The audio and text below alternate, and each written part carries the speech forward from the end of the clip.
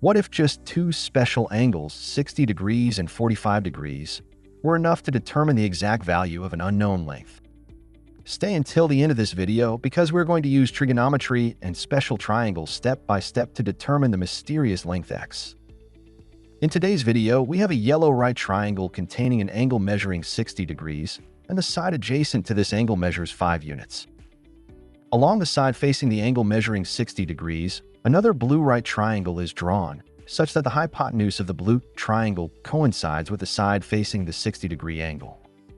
This second right triangle contains an angle measuring 45 degrees, as shown in the figure.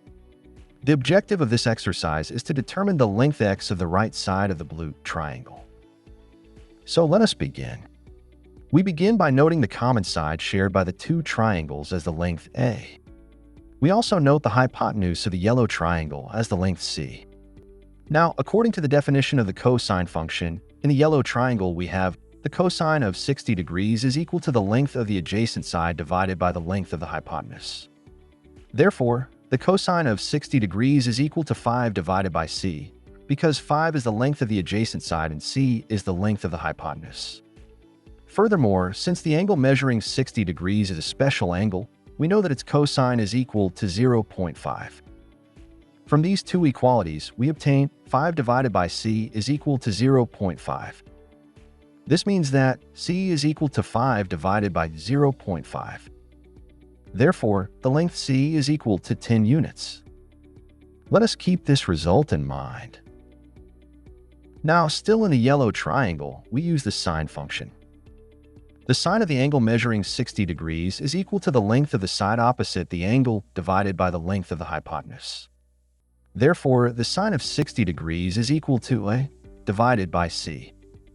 But we also know that the sine of the special angle measuring 60 degrees is equal to the square root of 3 divided by 2, which is approximately equal to 0.86. Thus, from these two equalities, we can deduce that a divided by c is approximately equal to 0.86. This means that a is approximately equal to 0.86 multiplied by c.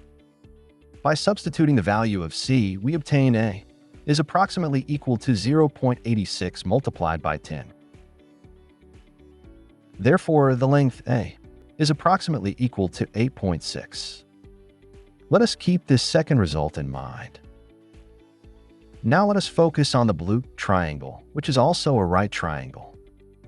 On one hand, we have the cosine of the angle measuring 45 degrees is equal to the length x, which is the length of the side adjacent to this angle, divided by the length a, which represents the hypotenuse of this triangle.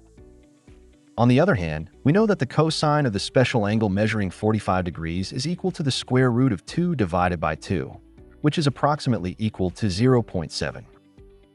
Now, by identifying these two equalities, we find that x divided by a is approximately equal to 0.7.